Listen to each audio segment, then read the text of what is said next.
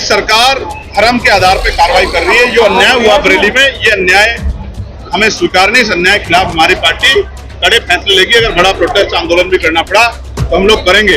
लेकिन मैं ये पूछना चाहता हूं उत्तर प्रदेश सरकार से कि आई लव मोहम्मद के अगेंस्ट में आई लव महादेव क्यों? बरेली कांड पर चंद्रशेखर जी का बड़ा ऐलान और शिवपाल जी बोले योगी जैसा मुख्यमंत्री नहीं देखा। आप इस वीडियो को पूरा सुने और स्किप ना करें। मेरा सबसे बड़ा सवाल यह है कि एक प्रदेश में दो कानून कैसे हो सकते हैं? हमें बरेली की घटना को भी देखना चाहिए और हमें फतेहपुर की घटना को भी देखना चाहिए। कुछ दिन पहले बरेली घटना हुई जहां शांति प्रिय तौर से लोग प्रोटेस्ट करने आए। पुलिस अगर चाहती तो उनको प्यार से समझा सकती थी, उनकी बात तो सुन सकती थी। और ये ना समझाए गए ना बुझाए गए, उन पर लाठीचार्ज कर दी गई। छोटे छोटे बच्चों को पिटा गया, निर्दोष लोगों को जेल भेजा गया, 2000 लोग मुकदमा हुआ। वहीं फतेहपुर सीकरी में एक ऐतिहासिक स्थल पे जो मकबरा है उसमें 500 पुलिस वाले मौजूद थे, फिर भी 300-400 लोग आके उसको मकबरे को तोड़ने का काम करते हैं। किसी को ये भी नहीं कि फूल भी लगता हो। ये इस बात का उदाहरण है कि सरकार धर्म के आधार पर कार्रवाई कर रही है। जो अन्याय हुआ बरेली में, ये अन्याय हमें स्वीकार नहीं। इस अन्याय के खिलाफ हमारी पार्टी कड़े फैसले लेगी। अगर बड़ा प्रोटेस्ट आंदोलन भी करना पड़ा तो हम लोग करेंगे। लेकिन मैं ये पूछना चाहता हूं उत्तर प्रदेश सरकार से कि आई लव मोहम्मद के अगेंस्ट में आई लव महादेव क्यों?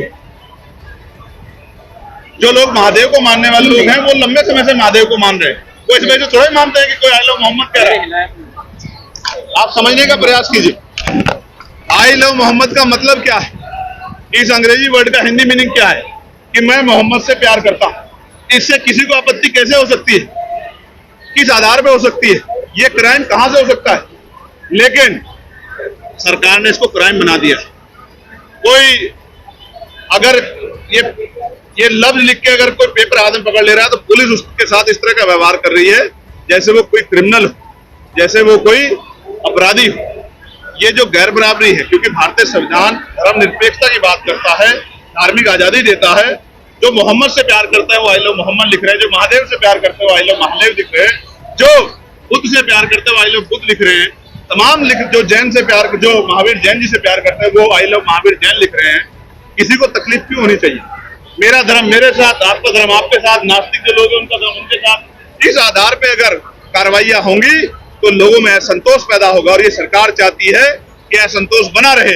असंतोष रहेगा तो रोटी कपड़ा मकान रोजगार महंगाई के मुद्दों पे चर्चा नहीं होगी। ये एक सोची समझी साजिश है। जनता को समझदार बनना पड़ेगा और समझदारी के साथ आगे के फैसले लेने पड़ेंगे। छात्रा ने यौन शोषण यौन उत्पीड़न के आरोप लगाए, क्या कहेंगे? मैं कोर्ट में हूँ, शायद आप देखते नहीं। जो मामले कोर्ट में चलते हैं उन पे टिप्पणी करने का अधिकार नहीं होता।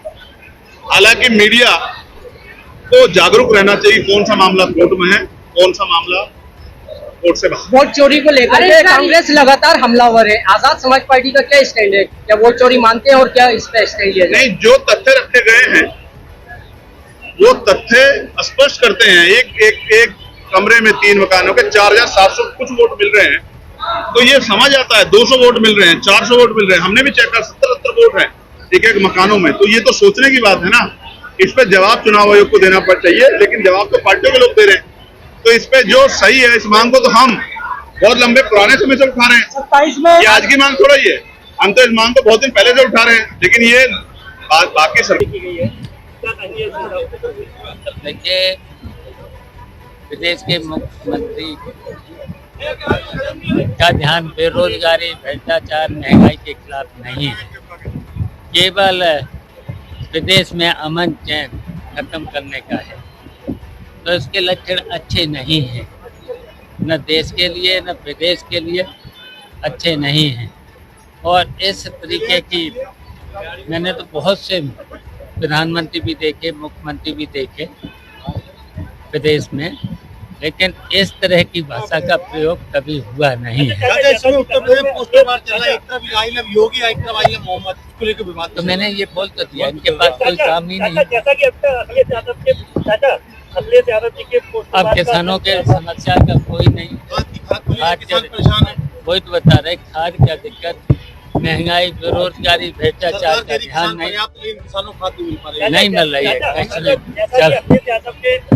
रहा है कि फतेहपुर मकबरे कांड में कितनों पर कार्रवाई हुई। आपको बता दें कि गिरफ्तार हुए लोगों में मौलाना तौकीर रजा भी शामिल है, जो कि हिंसा के मास्टरमाइंड बताए जा रहे हैं। पुलिस ने अभी तक मौलाना तौकीर रजा के करीबियों की 150 करोड़ रुपए की संपत्ति जब्त कर ली। बरेली में हुए लाठीचार्ज पर all India Muslim personal law board के अध्यक्ष मौलाना खालिद सैफुल्लाह रहमानी ने कड़ा एतराज जताया है। उन्होंने कहा कि किसी से प्रेम व्यक्त करना हर व्यक्ति का मौलिक अधिकार